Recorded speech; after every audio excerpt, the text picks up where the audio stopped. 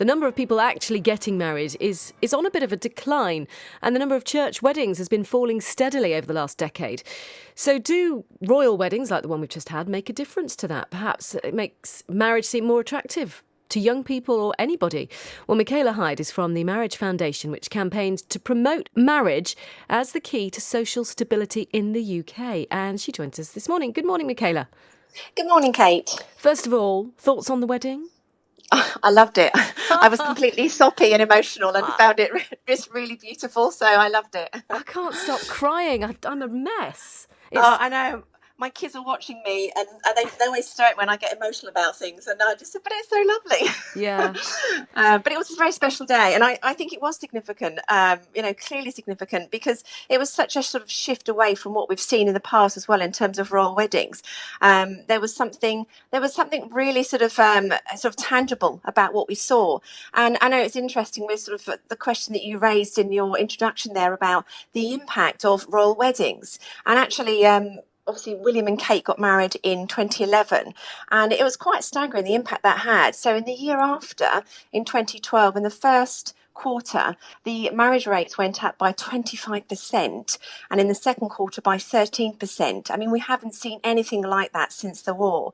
So clearly that made an impact. And I think with Meghan and Harry, they are truly beloved by the nation. I mean, I think even those who aren't royalists, kind of would warm to their relationship and what's going on.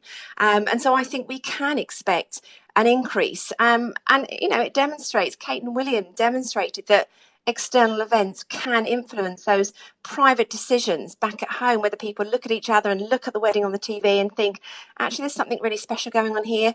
Should we do the same? And I think, when you see something like that, I mean, I don't know how you felt, Kate, but for me, when I looked at it, you really got that sense of utter commitment to one another. Yeah. And that's so fundamental for a relationship to work and last, is that commitment right at the very beginning. There's in some of the research that you've got, it shows a bit of a gap between people who get married and stay married as opposed to people who don't, and it's a rich-poor divide. Yes. I mean, it is quite staggering. I mean, the fact that you introduced the show talking about the fact there's been a decline in marriage.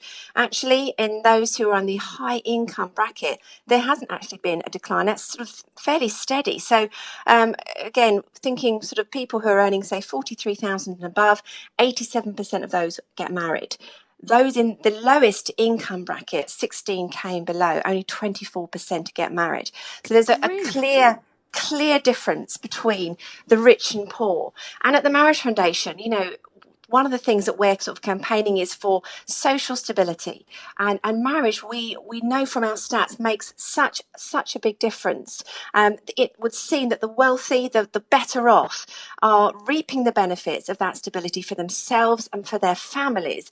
And the lower income sort of people I've just described are missing out. And there's such a sense of injustice there that we need to do something about. I mean, one of the surprising stats, and I've got a daughter who's doing her GCSEs right now, so she's 15. It's a fun time in our house, as you can imagine. Now, actually, nearly all parents, who stay together until their children reach 15, 93% of those are going to be married. And only, as it stands at the moment, actually only half of all children of that age group are likely to be living with both parents. But those that are, 93% are married. So clearly, marriage is something that keeps lasting and working. And it's other forms of relationship that tend to break down. And that's what we're seeing in those lower income families. It's a fascinating observation. Michaela, thank you so much for your time today. Oh, you're so welcome, Kate. Thanks.